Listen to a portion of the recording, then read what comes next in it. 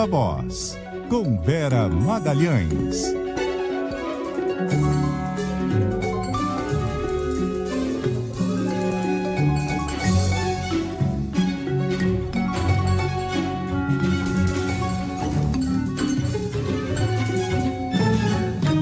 Boa tarde, Vera.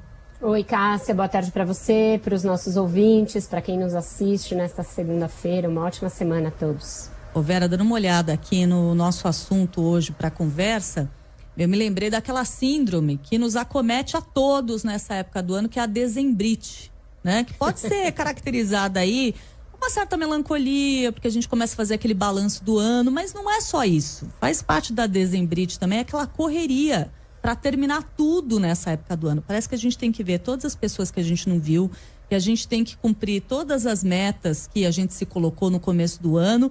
E isso não acontece só com as pessoas físicas, não. Está acontecendo no Congresso, hein, Vera? Uma baita dezembrite por lá, hein? Governo e o Congresso totalmente acometidos dessa síndrome, Cássia, porque deixaram tudo para as 2 últimas semanas do ano. Muita coisa, né? Então, a gente tem uma agenda econômica pesada e também 26, nada menos que 26 indicações para serem votadas no Senado. Entre elas, a importante indicação do ministro Flávio Dino para o Supremo e do Paulo Gonet para chefe do Ministério Público Federal, para Procurador-Geral da República. Então, são 2 indicações de peso e uma série de outras em agências reguladoras, no CAD, na CVM, tem indicação represada a rodo, e aí vai se fazer um esforço concentrado para que elas sejam aprovadas. Na pauta econômica, a coisa fica ainda mais dramática, porque foi deixado para a última semana uma série de medidas das quais depende a meta fiscal do ministro Fernando Haddad para o ano que vem. Como elas ficaram para as últimas semanas, aconteceu aquilo que também sempre acontece, que acontece inclusive com os presentes de Natal em dezembro, ficou tudo mais caro. E aí, agora, o Lira, que está de volta de viagem, está condicionando o destravamento da pauta a uma negociação sobre emendas, não contingenciamento de emendas, liberações de emendas no fim do ano e solução para as emendas no orçamento do ano que vem. Então, está tudo muito amarrado. O governo tem de fazer uma série de acenos que o Congresso está esperando, sobretudo em relação às desonerações, e aí não pode ficar para o final da semana, como estão anunciando, como o Randolfo Rodrigues anunciou, tem que ser entre hoje e amanhã, para dar tempo da proposta ser analisada e aí não se derrubar o veto em relação à desoneração na quinta-feira. Então está tudo muito acumulado, tudo uma coisa amarrada na outra. E o governo sem parecer que está com pressa, porque já deveria ter anunciado, por exemplo, qual é essa proposta de acordo, de negociação para o veto do Lula na questão das desonerações, porque isso é chave para destravar todo o resto. Então, esperamos que isso saia nesses 2 dias.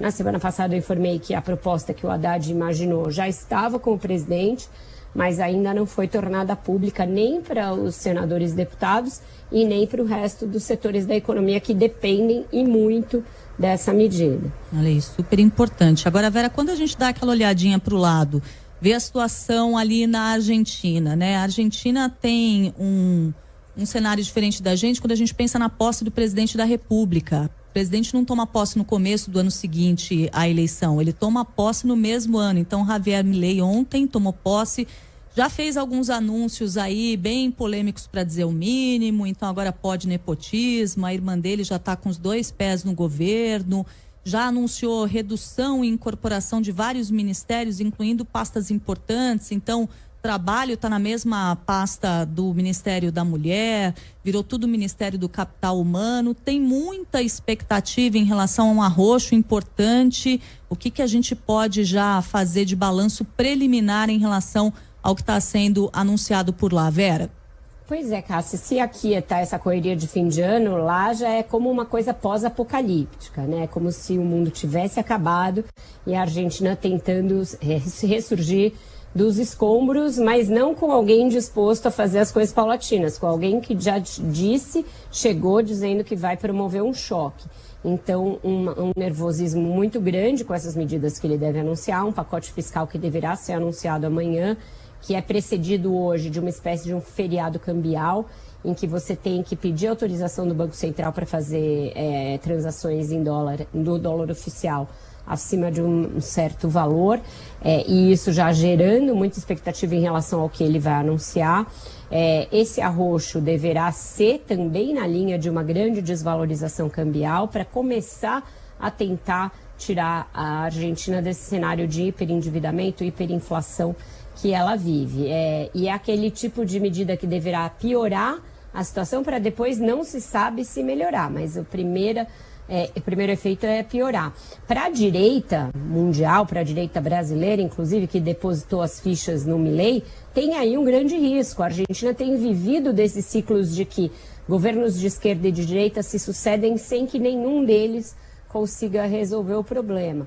Agora, os bolsonaristas aqui, por exemplo, põem todas as fichas no Milei, foram lá, fizeram caravana, mas aí no primeiro dia ele já contraria a cantilena do Estado mínimo da direita e nomeia a irmã, abre exceção num decreto que proibia nepotismo para nomear a própria irmã. Então, você apostar numa pessoa tão imprevisível e tão assim que não governa segundo os cânones da política, o seu risco é quebrar a cara fortemente. Para a direita brasileira tem essa grande chance também. Então, enquanto a gente observa o Haddad, que é um político de esquerda, de um governo de esquerda, fazendo medidas gradualistas no sentido do fiscalismo, na Argentina a gente vai ver alguém adotando uma medida radical, medidas extremas que podem ou não dar certo. Então, essa comparação entre Brasil e Argentina, nesse plano de disputa entre a esquerda e a direita, vai ser uma tônica desse fim de ano, do ano que vem e certamente daqui até a disputa presidencial brasileira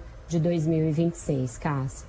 Vera Magalhães, muito obrigada pela análise. A Vera volta mais tarde na segunda edição do Viva Voz e amanhã novamente aqui no CBN Brasil. Até mais, Vera. Até mais, um ótimo jornal para você. Tchau, tchau.